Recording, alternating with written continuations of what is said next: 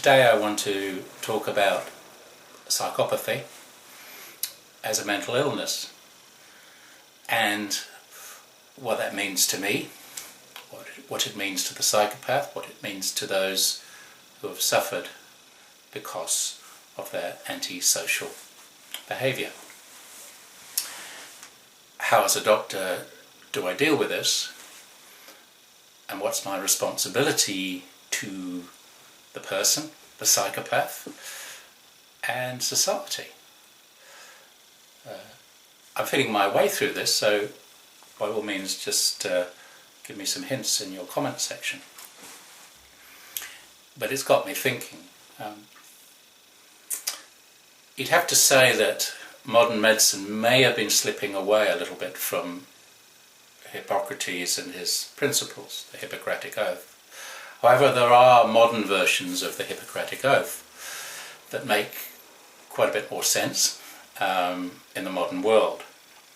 And I think I took this. It's a long time ago, I can't remember, but I think I took this particular version, which was a version from 1964. So even the modern version is 53 years old. And I read it again recently, and it's actually quite heartwarming, a nice heartwarming fuzzy way. And I'll just quote one or two little bits from it. The first one that really appealed to me was that I will remember that there is art to medicine as well as science, and that warmth, sympathy and understanding may outweigh the surgeon's knife or the chemist's drug. And I suspect that's something I've been talking about for a long time.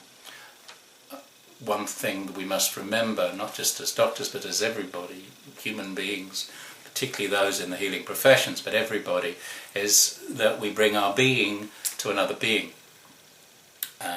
Probably the most healing thing we can do. And we can listen, which is probably the best form of energetic medicine. I will remember that I do not treat a fever chart, a cancerous growth, but a sick human being whose illness may affect the person's family and economic stability. My responsibility includes these related problems if I am to care adequately for the sick. And it goes on, I will remember that I remain a member of society with special obligations to all my fellow human beings, those sound of mind and body, as well as the infirm. So this is an oath that I took in 1974. Wow, 10 years after this modern version. And it got me thinking. It's really saying that I have a role, if I find something going on like psychopathy, to learn about it, listen to the people who have been suffering from a psychopathic influence, an antisocial influence, and also to try to help the psychopath. And that isn't something that's going to happen every day, because, as we've found out, the psychopath himself or herself feels there probably is nothing to fix. But I have begin to understand aspects of psychopathy from people who feel they have a very dark side. Of course, we all have a dark side, we all have a shadow, and it helps for us to have a sense of humour about that shadow so that we can recognise it and sometimes laugh about it, but also it keeps us humble. And hopefully it isn't a dangerous side, it's just a messy side, or an annoying side. I have been told from more than one person that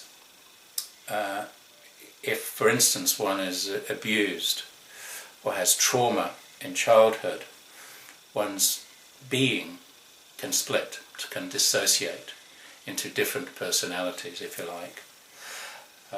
I've been told by one person that after a sexual abuse when he was very young, 7 or 8, that he developed two sides. One was a safe side, but a dark side.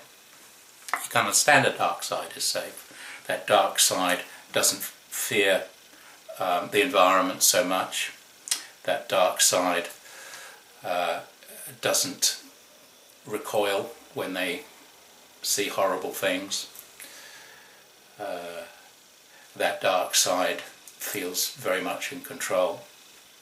But then there's a lighter side, which still isn't ideal, in that that lighter side knows that it is important to do good in the world, and these people often do good in the world, but they don't feel that. They don't feel that love, if you like, come back into them.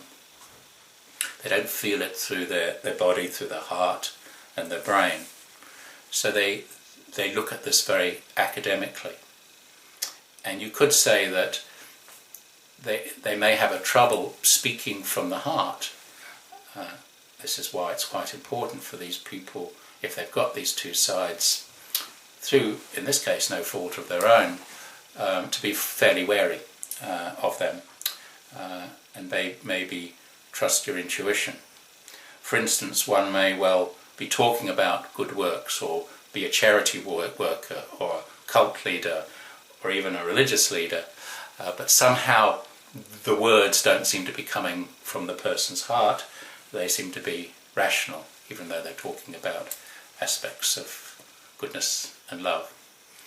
And it may well be that we have to watch that there isn't this other side of them they retreat into and become, this other person, this other dangerous person.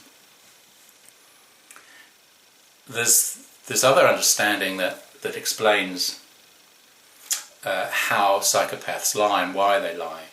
Of course, they lie because they can get away with it, and that they don't have any conscience and or empathy for somebody else, so they're not too concerned about hurting other people with lies.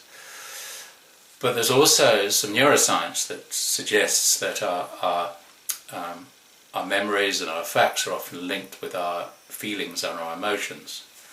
Therefore, we can remember that first date, or that first time we heard Hotel California because of the feeling that we had inside. Much like Aborigine culture recognises what they call song lines. In other words, if they're in a particular place and they chant a particular song in a particular location, it will help them open them up, the whole body up, to great knowledge, wisdom and intuition. And it would seem that doesn't occur in the psychopath. If they look at a beautiful sunset, for instance, they will say, that's a beautiful sunset, and they may well smile and say, what a beautiful sunset, but they don't feel this. The more I've understood this, the more I realise that it isn't really a great place to be a psychopath, although they don't know any different necessarily. I think they probably are jealous of how other people can perceive joy, can be creative, can tap into, let's say, a greater wisdom, can have a sense of humour. They probably think that. But usually the dark side, where they're completely safe or particularly selfish, compensates for that. So as I come down back to my Hippocratic Oath here, there is a dilemma, because in the last couple of years I've had to sign a gagging clause, and since then I have watched, because of that gagging clause, other people suffer because I have not been able to alert them to this. So this has created within me a dilemma and a conflict, because I took this other oath, which I think is a more human oath. It wasn't written by a lawyer for a psychopath. It was written by Hippocrates, who was dedicated to healing and the common good, although I doubt was a perfect person, but probably had a sense of humour, and was both fun to be around, particularly after hours, I would have thought. So I have this conflict. hopefully soon it will be able to be resolved, because I will be able to talk more about what my family has gone through. But in the meantime, over the last year, it has been my intent to try and, let's say, compromise, and as much as I can help people in this trap. And is the psychopath mentally ill? Absolutely. He is a mental illness. And I have a responsibility that goes far beyond him or her. I have a responsibility to the community, and I hope to live up to it, even though I suppose this Hippocratic Oath is not easy for anybody to live up to, but it's something that we can aspire to. So anybody who wants to help me, please give me some advice down in the comment section. I'm all ears, and bless you all. See you later.